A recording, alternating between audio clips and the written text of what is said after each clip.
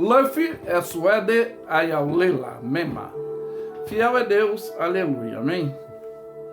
Nessa manhã quero usar um tema que devemos ter, que é a imperatividade.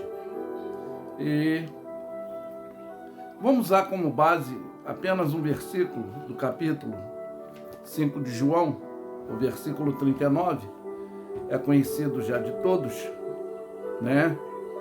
Que manda: examine as escrituras, porque vós cuidar-te nela a vida eterna, e são elas que testificam de mim, disse Jesus. Que muitos erram por não examinar as escrituras e não conhecer o poder de Deus. Então a nossa base reflexiológica é essa mensagem. Por quê? Devemos ter a imperatividade. A imperatividade sugere a não ficar limitado, estagnado, mas ativo. Por que ativo? Sugere que aquele desejo, esse desejo, biblicamente, é uma ordem, né? Obrigatória para definição mental. Conforme eu falei, biblicamente está atualizado, falando que é necessário examinar. O examinar as escrituras é para a declaração da verdade confirmada, verdadeiramente afirmada, para termos conhecimento, esclarecimento, procedimento positivos e não negativos, para não se deixar-se dominar por induções de informações desinformadas. Eu sempre falo sobre isso. Eu aprendi muita coisa errada no passado. Então, muitas informações desinformadas que são desqualificadas na realidade, que distorcem os princípios éticos de regra, prática, e a prática lícita, né? E não ficando no seu emocional de teoria ou de conhecimento, na realidade, desracionalizado. Como é isso, pastor? Desracionalizado. Não sendo a razão verdadeira e espiritualmente falando. Pois,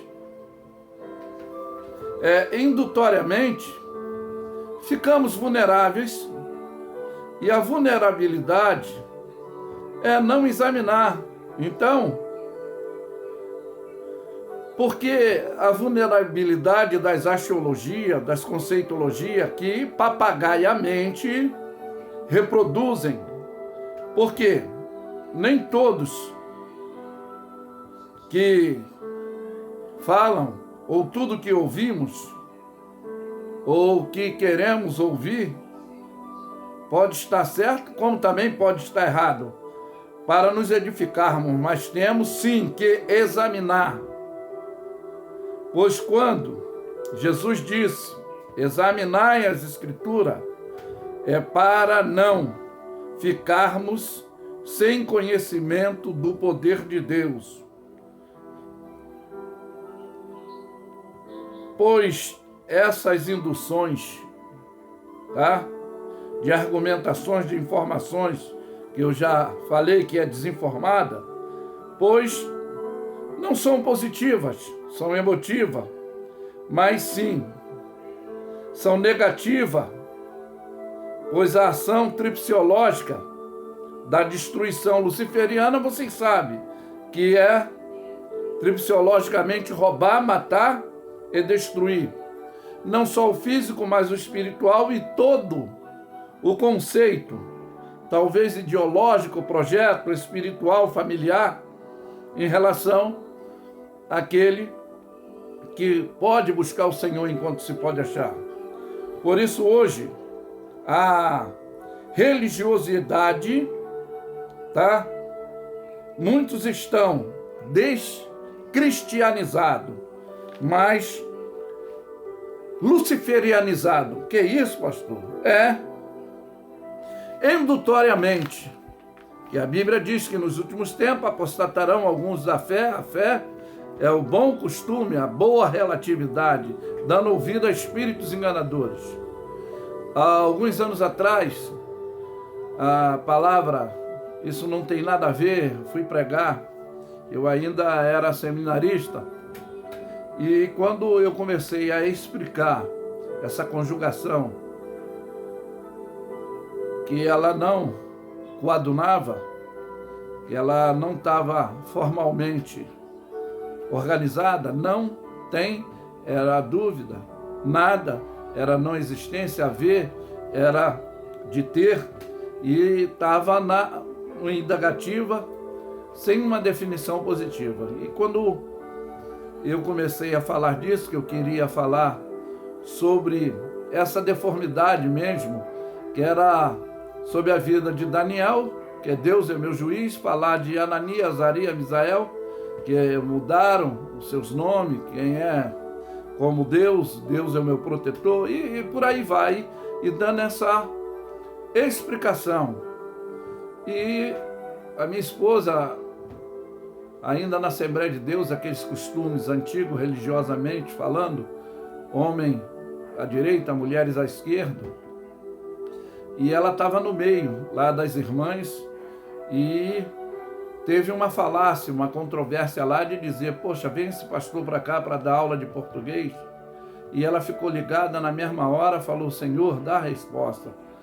E o mesmo Espírito atuou no mesmo momento. E quando ela acabou de pedir a resposta a Deus, eu disse lá, para que você entenda e compreenda a mensagem, porque o inimigo quer deformar, nos tirar de princípio básico e ético, mudar nome, nos apelidar, nos envergonhar.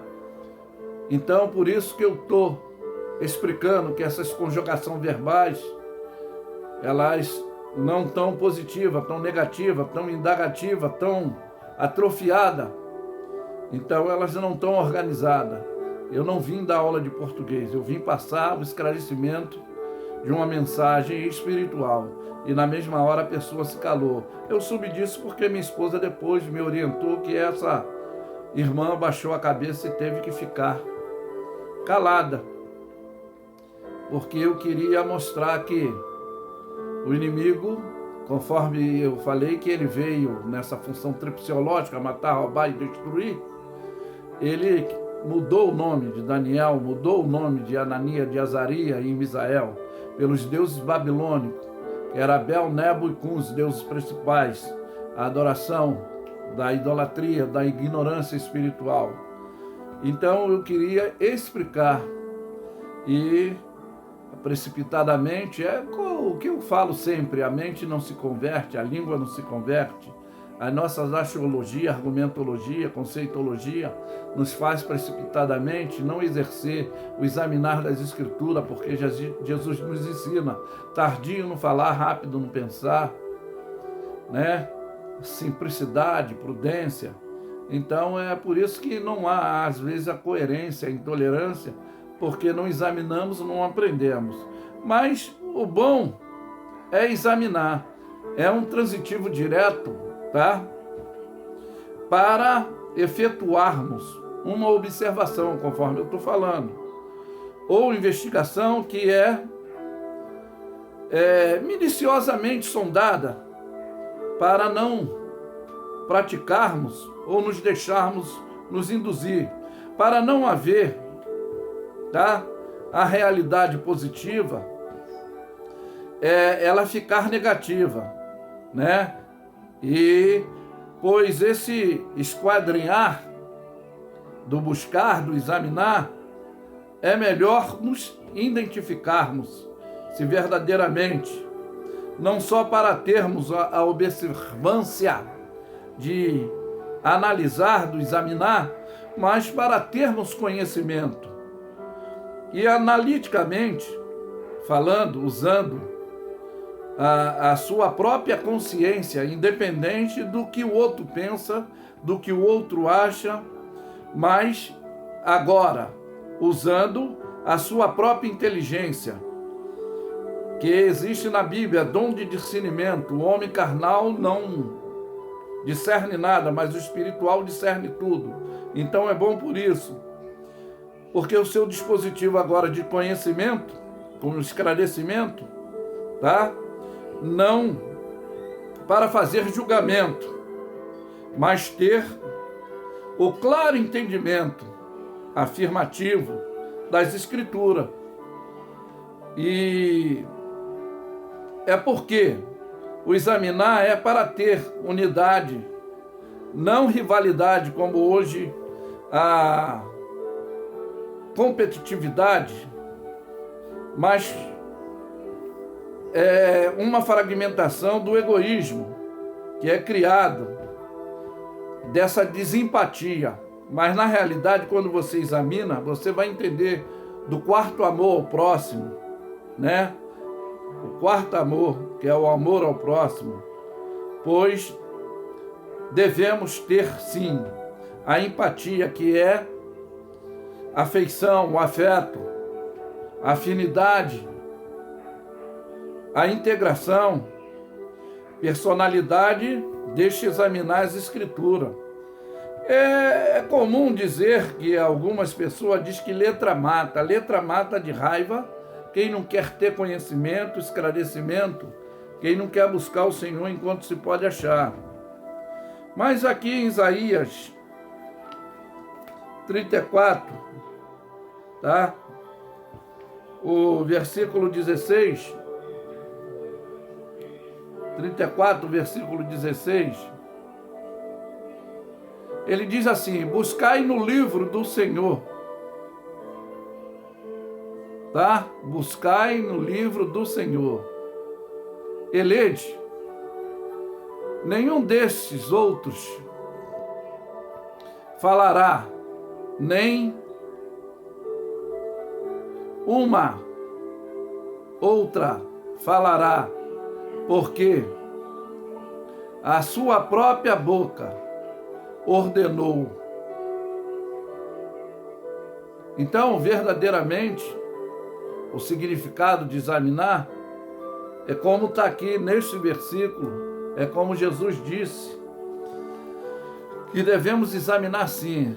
Não é ser mexeriqueiro, intrigueiro, fofoqueiro, mas é para termos relatividade de conhecimento, para termos uma espiritualidade, uma maturidade e um crescimento.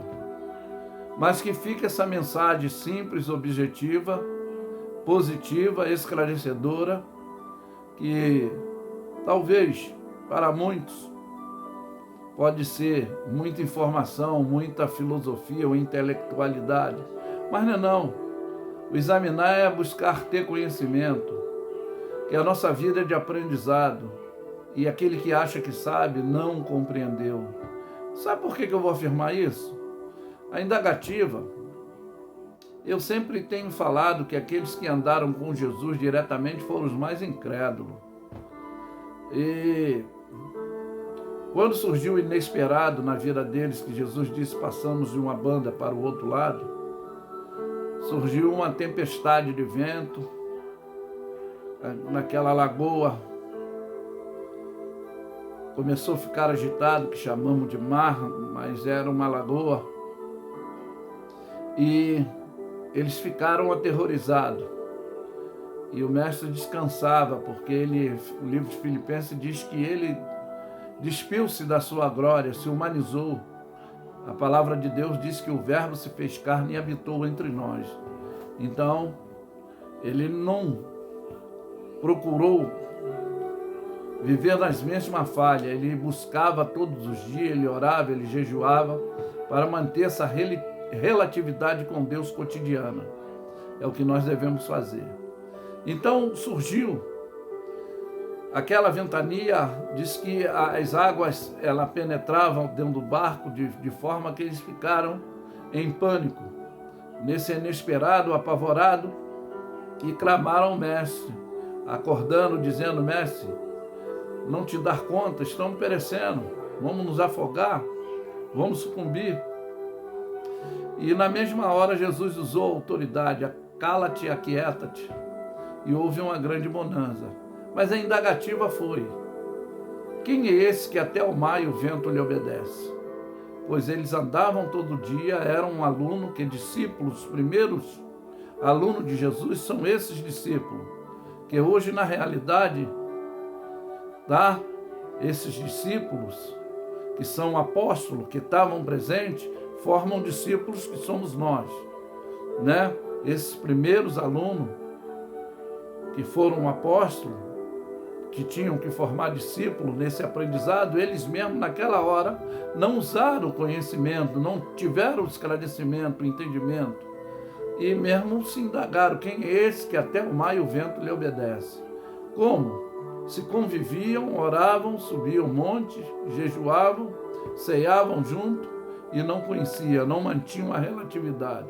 Então, por isso que é bom examinar, é bom, por isso, buscar enquanto se pode achar, por isso que é bom a gente manter a koinonia, pedir os dons, os frutos do Espírito, principalmente o dom de discernimento, para compreender e esclarecer as coisas, para não viver numa negatividade, numa banalidade, quando surgiu um inesperado, e aí você indagativamente usar a contrariedade, que a fé é o firme fundamento das coisas que não se vê, mas convicção, certeza daquilo que aguardamos. Aí você, na hora do desespero, dizer: Deus, se tu é comigo mesmo, Jesus, se tu é na minha vida, faça isso ou faça aquilo. Quantos sinais, quantos milagres ele já fez, e por que você ainda está em dúvida? A Bíblia diz que os que confiam no Senhor são como os montes de Sião, que não se abalam. Então, por que se abalar? Então, não conhece. Então, examina para conhecer mais, para ter mais intimidade, uma koinonia, para ter verdadeiramente uma confiança, tá? Que fica nessa manhã essa mensagem positiva e esclarecedora de examinar, para não se deixar se dominar, tá? Que vamos sempre aprender. Jesus, ele procurou sempre ensinar, esclarecer, fazer a comparação. Hoje eu entendo verdadeiramente quando ele diz que ele cuida das aves do céu, dos lírios do campo, que nem mesmo Salomão em toda a sua glória se vestiu como um dele. Eu entendo que os seres criados, eles seguem regra, a prática e a ética, e Salomão na sua velhice deixou os princípios, não seguiu a orientação básica dada por Deus, mas eu entendo que depois ele se arrependeu, como ele diz em Eclesiastes, lá 12, que o final de todo homem é temer a Deus e guardar os seus mandamentos, que Deus há de trazer a juízo, que é toda obra boa, que é toda obra má. Então eu entendo que ele ainda se arrependeu, ainda houve a possibilidade de consertar e se examinar e se gerenciar. Mas que Deus os abençoe. Eu afirmo que Luffy é suede ayalela mema. Fiel é Deus. Aleluia. Amém. Tenham todos um bom dia. Ficam na paz.